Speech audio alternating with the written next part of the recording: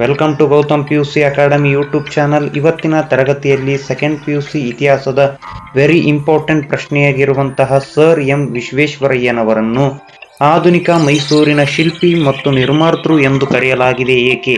ಈ ಪ್ರಶ್ನೆಯನ್ನು ವಿವರಿಸುತ್ತಿದ್ದೇವೆ. ಈ ಪ್ರಶ್ನೆ ಪ್ರಿಪರೇಟರಿ ಅಥವಾ ಆನ್ಯುವಲ್ ಪರೀಕ್ಷೆಗೆ ಬಹುನಿರೀಕ್ಷಿತವಾಗಿ ಮತ್ತು ಕಡ್ಡಾಯವಾಗಿ ಬರುವಂತಹ ಪ್ರಶ್ನೆಗಳಲ್ಲಿ ಒಂದಾಗಿದೆ. ಈ 10 ಅಂಕದ ಪ್ರಶ್ನೆಗಳನ್ನು ಯಾವ ರೀತಿ ಬರಿಬೇಕು ಅಂತಂದ್ರೆ, ಮೊದಲನೇದಾಗಿ ಪೀಠಿಕೆ ಮತ್ತು ಕೊನೆಯದಾಗಿ ಉಪಸಂಹಾರ ಬರೀಲೇಬೇಕು. ಯಾಕಂತಂದ್ರೆ ವ್ಯಾಲ್ಯುವೇಟರ್ಗೆ ಇದೇ ಆಕರ್ಷಣೆಯಾಗಿ ಕಾಣುತ್ತದೆ. ಆದ್ದರಿಂದ ಪ್ರತಿಯೊಂದು ಆನ್ಸರ್ಗೂ ಸಹ ಪೀಠಿಕೆ ಮತ್ತು ಉಪಸಂಹಾರ ಕಡ್ಡಾಯವಾಗಿರಲಿ.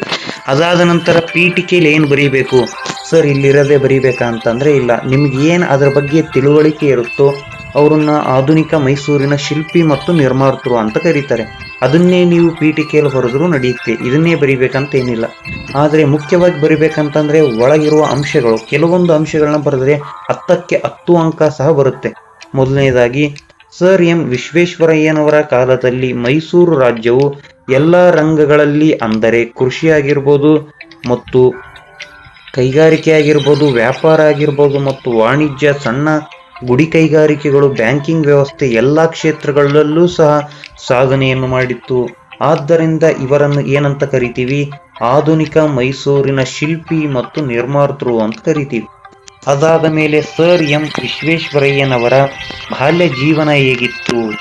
ಅವರ ಬಾಲ್ಯ ಜೀವನ ಯಾವ ಥರ ಅಂದರೆ, ಮುಖ್ಯವಾಗಿ ಬರಿಬೇಕಾಗಿರೋದು ಅವರು ಯಾವಾಗ ಜನಿಸ್ತಾರೆ, ಅವರ ತಂದೆ ಯಾರು, ಅವರ ತಾಯಿ ಯಾರು ಮತ್ತು ಅವರು ಎಲ್ಲಿ ತಮ್ಮ ಪದವಿಯನ್ನು ಪಡೆದುಕೊಳ್ತಾರೆ, ನಂತರ ಅವರು ಮುಂದಿನ ಜೀವನದಲ್ಲಿ ಉಪನ್ಯಾಸಕರಾಗಿ ಯಾವ ಥರ ಕೆಲಸ ಮತ್ತು ಕಾರ್ಯವನ್ನು ನಿರ್ವಹಿಸ್ತಾರೆ ಅಂತ ಬರೆದ್ರೆ 2 ಅಂಕ ಸಿಗುತ್ತೆ.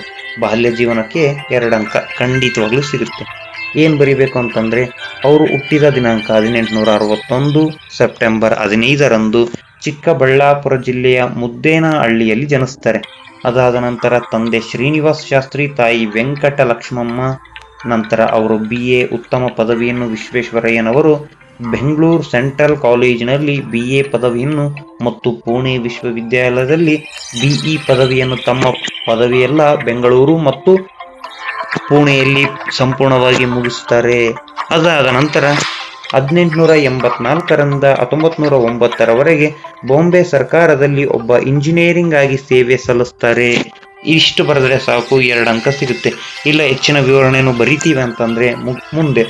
ಇದು ಅವ್ರ ಬಾಲ್ಯ ಜೀವನ ಮಾತ್ರ, ಇಲ್ಲಿಯವರೆಗೆ ಅವರ ಬಾಲ್ಯ ಜೀವನ. ಇಷ್ಟು ಬರೆದ್ರೆ 2 ಅಂಕ ಸಿಗುತ್ತೆ. ಮುಂದೆ ಅವರು ಯಾವ ತರ ಅಭಿವೃದ್ಧಿಯನ್ನು ಪಡಿಸ್ತಾರೆ ಅಂತ ಮುಂದಿನ ಪಾಯಿಂಟ್, ಆಡಳಿತಾತ್ಮಕ ಸುಧಾರಣೆಗಳು ಅಂತ ಕರಿತೀವಿ. ಸರ್ ಎಂ ವಿಶ್ವೇಶ್ವರಯ್ಯನವರು ದಿವಾನರಾಗಿದ್ದ ಕಾಲದಲ್ಲಿ ಯಾವ ಆಡಳಿತ ಸುಧಾರಣೆಗಳನ್ನು ಮಾಡ್ತಾರೆ ಅಂತ ಪ್ರಶ್ನೆ.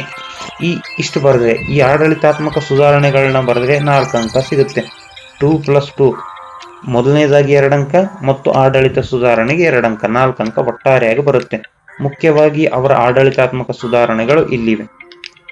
ಯಾವ ತರ ಅಂದ್ರೆ, ಸ್ಥಳೀಯ ಸಂಸ್ಥೆಗಳ ಮತ್ತು ಗ್ರಾಮ ಪಂಚಾಯತ್ ಕಾಯ್ದೆಯು ಜಿಲ್ಲೆ ಮತ್ತು ತಾಲೂಕು ಮಂಡಳಿಗಳಲ್ಲಿದ್ದ ಚುನಾಯಿತ ಸದಸ್ಯರ ಸಂಖ್ಯೆಯನ್ನು ಹೆಚ್ಚಿಸಿತು. ಅದಾದ ನಂತರ ಹಳ್ಳಿಗಳ ಪ್ರಗತಿಗಾಗಿ ಗ್ರಾಮ ಸುಧಾರಣಾ ಸಮಿತಿಗಳನ್ನು ಸ್ಥಾಪಿಸಲಾಯಿತು. ಮಲೆನಾಡು ಪ್ರದೇಶದ ಅಭಿವೃದ್ಧಿಗಾಗಿಯೇ ಒಂದು ಪ್ರತ್ಯೇಕ ಯೋಜನೆಯನ್ನು ರಚಿಸಲಾಯಿತು. ಈ 3 ಅಂಶಗಳನ್ನ ಬರೆದ್ರೆ ಸಾಕು, ಅವರ ಆಡಳಿತಾತ್ಮಕ ಪ್ರಯೋಗಗಳು ಮುಕ್ತಾಯವಾಗ್ತವೆ. ಈ 3 ಅಂಶಗಳನ್ನ ಅವರು ದಿವಾನರಾಗಿರುವಂತಹ ಕಾಲದಲ್ಲಿ ಜಾರಿಗೆ ತರ್ತಾರೆ.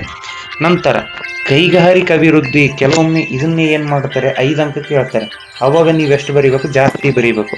ಪ್ರಸ್ತುತ ಏನ್ ಕೇಳಿದರೆ ಕೈಗಾರಿಕಾ ಅಭಿವೃದ್ಧಿ ಅಂತ ನಾವು ಅಂಶನ ಕೂಡಿಸಿ ಬರೀತಿದೀವಿ. ಆದ್ರಿಂದ ಇದಕ್ಕೆ ಸಿಗೋದು 2 ಅಂಕ.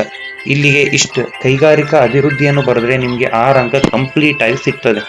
ಕೈಗಾರೀಕರಣ ಇಲ್ಲವೇ ವಿನಾಶ ಎಂಬುದು ಸರ್ ಎಂ ವಿಶ್ವೇಶ್ವರಯ್ಯನವರ ಪ್ರಮುಖ ಘೋಷಣೆ ಮತ್ತು ಇವರ ಅವಧಿಯಲ್ಲಿ ಮೈಸೂರು ರಾಜ್ಯದಾದ್ಯಂತ ಹಲವಾರು ಕೈಗಾರಿಕೆಗಳನ್ನು ಸಹ ಸ್ಥಾಪಿಸಲಾಯಿತು. ಉದಾಹರಣೆಗೆ ಭದ್ರಾವತಿಯಲ್ಲಿರುವಂತಹ ಕಬ್ಬಿಣದ ಕಾರ್ಖಾನೆ, ಆ ಕಬ್ಬಿಣದ ಕಾರ್ಖಾನೆಯು ಸಹ ಇವು ವಿಶ್ವೇಶ್ವರಯ್ಯನವರ ಹೆಸರಿನಲ್ಲೇ ಪ್ರಸ್ತುತ ನಡೆಯುತ್ತಿದೆ. ನಂತರ ಮೈಸೂರಿನಲ್ಲಿ ಇರುವಂತಹ ಗಂಧದ ಎಣ್ಣೆ ಕಾರ್ಖಾನೆ ಹಾಗೂ ಲೋಹದ ಕಾರ್ಖಾನೆ. ವ್ಯಾಪಾರ ಮತ್ತು ವಾಣಿಜ್ಯಕ್ಕೆ ಪ್ರೋತ್ಸಾಹ ನೀಡಲು ಬೆಂಗಳೂರಿನಲ್ಲಿ Mysore chamber of commerce and ಇಂಡಸ್ಟ್ರಿಯನ್ನು ಸ್ಥಾಪಿಸಲಾಯಿತು. ಇದು ತುಂಬಾ ಮುಖ್ಯ ಕಾರ್ಖಾನೆಗಳು. ನಂತರ ಕೊನೆಯದಾಗಿ ಬರೆಯುವಂತಹ ಮುಖ್ಯ ಪಾಯಿಂಟ್ ಅಂದ್ರೆ ವ್ಯಾಪಾರ ಮತ್ತು ವಾಣಿಜ್ಯಗಳ ಬೆಳೆಗಳನ್ನು ಬೆಳೆಸುವುದಕ್ಕಾಗಿ 1913ರಲ್ಲಿ ಮೈಸೂರು ಬ್ಯಾಂಕ್ ಅನ್ನು ಸ್ಥಾಪಿಸಲಾಯಿತು. ಇಷ್ಟು ಬರೆದ್ರೆ ನಿಮ್ಗೆ ಎಷ್ಟು ಅಂಕ ಸಿಗುತ್ತೆ? ಸುಮಾರು 6 ಅಂಕ ಸಿಗುತ್ತೆ. ಇಲ್ಲಿವರೆಗೂ ಬರೆದ್ರೆ 6 ಅಂಕ ಖಂಡಿತವಾಗ್ಲೂ ಸಿಗ್ತದೆ.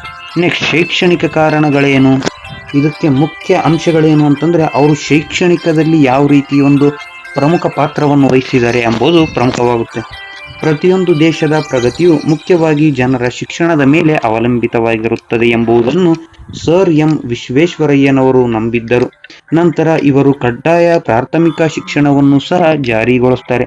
ಕಡ್ಡಾಯವಾಗಿ ಪ್ರತಿಯೊಬ್ಬರು ಪ್ರಾಥಮಿಕ ಶಿಕ್ಷಣ ಪಡಿಬೇಕು. ಅಂದ್ರೆ 14 ವರ್ಷ ಇರುವವರ ಯಾವ ಮಕ್ಕಳೂ ಸಹ ಕೆಲಸಕ್ಕೆ ಹೋಗಬಾರದು, ಪ್ರತಿಯೊಬ್ಬರೂ ಸಹ ಕಡ್ಡಾಯ ಶಿಕ್ಷಣವನ್ನು ಪಡೆಯಲೇಬೇಕು ಎಂಬ ನೀತಿಯನ್ನು ಜಾರಿಗೆ ತರ್ತಾರೆ. ನಂತರ ಸಾಮಾಜಿಕವಾಗಿ ಹಾಗೂ ಆರ್ಥಿಕವಾಗಿ ಹಿಂದುಳಿದ ವರ್ಗಗಳಲ್ಲಿ ಶಿಕ್ಷಣವನ್ನು ಪ್ರೋತ್ಸಾಹಿಸಲು ವಿದ್ಯಾರ್ಥಿ ವೇತನ ನೀಡಲಾರಂಭಿಸಿದರು ಮತ್ತು ಸ್ತ್ರೀ ಶಿಕ್ಷಣವನ್ನು ಪ್ರೋತ್ಸಾಹಿಸಿದರು. ಮುಖ್ಯವಾಗಿ ತಾಂತ್ರಿಕ ಶಿಕ್ಷಣಕ್ಕೆ ಹೆಚ್ಚಿನ ಮಹತ್ವ ನೀಡಿ ಬೆಂಗಳೂರಿನಲ್ಲಿ ಇಂಜಿನಿಯರಿಂಗ್ ಕಾಲೇಜ್ ಮತ್ತು ಮೈಸೂರಿನಲ್ಲಿ ಚಾಮರಾಜೇಂದ್ರ ತಾಂತ್ರಿಕ ಸಂಸ್ಥೆಗಳನ್ನು ಸಹ ಆರಂಭ ಮಾಡ್ತಾರೆ. ಅದಾದ ನಂತರ ಬೆಂಗಳೂರಿನ ಹೆಬ್ಬಾಳದಲ್ಲಿ ಕೃಷಿ ಶಾಲೆಯೊಂದನ್ನು ಸ್ಥಾಪಿಸ್ತಾರೆ. ಅದಾದ ನಂತರ ಇದು ಕೃಷಿ ವಿಶ್ವವಿದ್ಯಾಲಯವಾಗಿ ಮಾರ್ಪಟ್ಟಿದೆ. ಕನ್ನಡದ ಭಾಷೆ ಮತ್ತು ಸಾಹಿತ್ಯದ ಅಭಿವೃದ್ಧಿಗಾಗಿ 1915ರಲ್ಲಿ ಬೆಂಗಳೂರಿನ ಕನ್ನಡ ಸಾಹಿತ್ಯ ಪರಿಷತ್ತನ್ನು ಸ್ಥಾಪನೆ ಮಾಡ್ತಾರೆ. ಇದು ಇವರ ಶಿಕ್ಷಣದಲ್ಲಿ ಕ್ಷೇತ್ರದಲ್ಲಿ ಸಾಧನೆ. ಅಂದರೆ ತಾವು ಒಂದು ಅಭ್ಯರ್ಥಿಯಾಗಿರುವಾಗ ತಮ್ಮ ಸಾಧನೆ ಶೈಕ್ಷಣಿಕ ವರ್ಗದಲ್ಲಿ ಆ ರೀತಿ ಮಾಡಿರ್ತಾರೆ. ನಂತರ ಇನ್ನಿತರ ಸಾಧನೆಗಳು ವೆರಿ ಇಂಪಾರ್ಟೆಂಟ್. ಮುಖ್ಯವಾಗಿ ಏನ್ ಬರಿಬೇಕಂತಂದ್ರೆ ಕನ್ನಡಾಂಬೆ ಹತ್ತಿರ ಕ್ರಿಸ್ತಶಕ 1909ರಲ್ಲಿ ಕೃಷ್ಣರಾಜಸಾಗರ ಅಣೆಕಟ್ಟನ್ನು ನಿರ್ಮಿಸಿ ಮಂಡ್ಯ ಜಿಲ್ಲಾದ್ಯಂತ ಕೃಷಿಯನ್ನು ಅಭಿವೃದ್ಧಿಪಡಿಸಿದರು. Very important. ನಂತರ 1955ರಲ್ಲಿ ಭಾರತ ಸರ್ಕಾರವು ಅವರಿಗೆ ಭಾರತ ರತ್ನ ಪ್ರಶಸ್ತಿಯನ್ನು ನೀಡಿ ಗೌರವಿಸುತ್ತದೆ. ನಂತರ ಇವರ ಪ್ರಮುಖ ಕೃತಿಗಳು ವೆರಿ ಇಂಪಾರ್ಟೆಂಟ್. ಈ 5 ಕೃತಿಗಳಲ್ಲಿ 3 ಖಂಡಿತವಾಗ್ಲೂ ಬರೀಲೇಬೇಕು. ಯಾಕಂದ್ರೆ 10 ಅಂಕದ ಪ್ರಶ್ನೆ ಆಗಿರೋದ್ರಿಂದ ಇದರಲ್ಲಿ ಬಹಳ ವಿವರಣೆಯೂ ಸಹ ಇಲ್ಲ. 3 ಪ್ರಮುಖವಾಗಿ ಬರೆಯಲೇಬೇಕು. A vision of prosperous Mysore, very important. Reconstructions of India, rapid development of industries, planned economy for India ಅಂದ್ರೆ ಇಂಡಿಯಾ ಅಂತ ಆಗುತ್ತೆ. Next, memoirs of my working life, very important. And ಪ್ರಮುಖ 5 ಕೃತಿಗಳು ನಾನು ಮೊದಲೇ ಹೇಳಿದ್ದೆ, ಪ್ರಮುಖವಾಗಿ ಪೀಠಿಕೆ, ಕೊನೆಯದಾಗಿ ಉಪಸಂಹಾರ. ನಡುವೆ ಇರುವಂತಹ 5 ಅಂಶಗಳಿಗೆ ಇಂಟು 2ರಂತೆ ಅಂಕ ಸಿಗುತ್ತೆ. ಈಕ್ವಲ್ ಟು 10 ಅಂಕ ಖಂಡಿತವಾಗ್ಲೂ ಸಿಗುತ್ತೆ. ಏನ್ ಬರಿಬೇಕು? 5 ಅಂಶಗಳನ್ನ ವಿತ್ ವಿವರಣೆ ಬರಿಬೇಕು. ಪ್ರಾರಂಭದಲ್ಲಿ ಪೀಠಿಕೆ, ಕೊನೆಯದಾಗಿ ಉಪಸಂಹಾರ ಖಂಡಿತವಾಗ್ಲೂ ಬರಿಬೇಕು. ಒಟ್ಟಾರೆಯಾಗಿ ಸರ್ ಎಂ ವಿಶ್ವೇಶ್ವರಯ್ಯನವರು ಆಧುನಿಕ ಯುಗದಲ್ಲಿ ಅಧಿಕ ಪ್ರಮಾಣದ ಸಾಧನೆಯನ್ನು ಮಾಡಿ ಮೈಸೂರಿನಲ್ಲಿ ಆಧುನಿಕ ಮೈಸೂರಿನ ಶಿಲ್ಪಿ ಎಂದು ಗುರುತಿಸಲ್ಪಟ್ಟಿದ್ದಾರೆ. ಇಷ್ಟು ಬರೆದ್ರೆ ನಿಮ್ಗೆ 10 ಅಂಕ ಸಿಗುತ್ತೆ. ಮುಖ್ಯವಾಗಿ ಈ 5 ಅಂಶಗಳನ್ನ ಪೀಠಿಕೆ ಮತ್ತು ಉಪಸಂಹಾರ ಇಷ್ಟನ್ನ ಮಾತ್ರ ನೆನ್ಪಿಟ್ಕೊಂಡ್ರೆ ಸಾಕು, 10 ಅಂಕ ಸಿಗುತ್ತೆ. ನೆಕ್ಸ್ಟ್ ಮುಂದಿನ ವಿಡಿಯೋದಲ್ಲಿ ಭೇಟಿಯಾಗೋಣ.